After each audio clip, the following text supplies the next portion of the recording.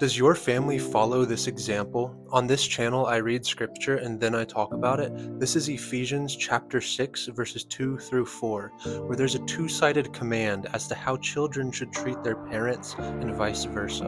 Honor your father and mother. This is the first commandment with a promise, that it may go well with you and that you may live long in the land. Fathers, do not provoke your children to anger, but bring them up in the discipline and instruction of the Lord. So firstly, it addresses children. It tells them to honor their father and mother. It goes all the way back to the fifth commandment. What does this mean? It means that children should obey their parents insofar as their parents' instruction is within the Lord's commands. If parents are ever to instruct their child to sin, the child should obviously not listen.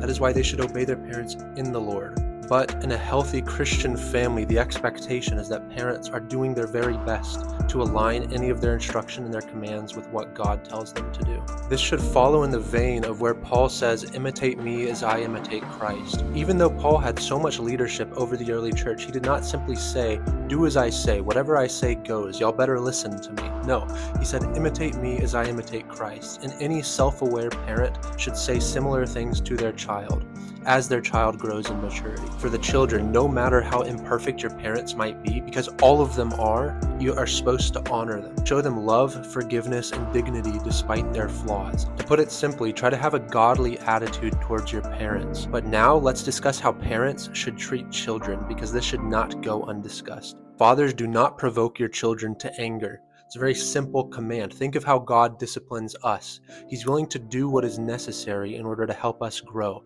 but he never acts out of spite or malice or bitterness towards us.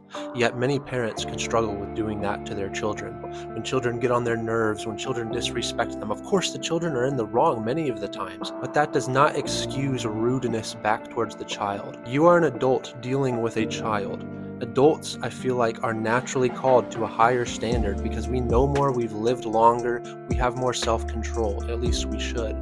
All of your discipline towards your children should be measured. It should never be emotional or an outburst or vindictive, regardless of how terribly the child might be acting. After all, consistent measured discipline in response to children's outbursts are very likely to help them change. The second thing here is that parents should instruct their children in the Lord. They should bring them up to know Jesus, teaching them spiritual disciplines, whether that's prayer, scripture reading, going to church every Sunday, instilling in them good habits that are going to help them come to know Jesus personally. But ultimately, it's what they see you do and how they see you act that is going to be the strongest witness to their spiritual development.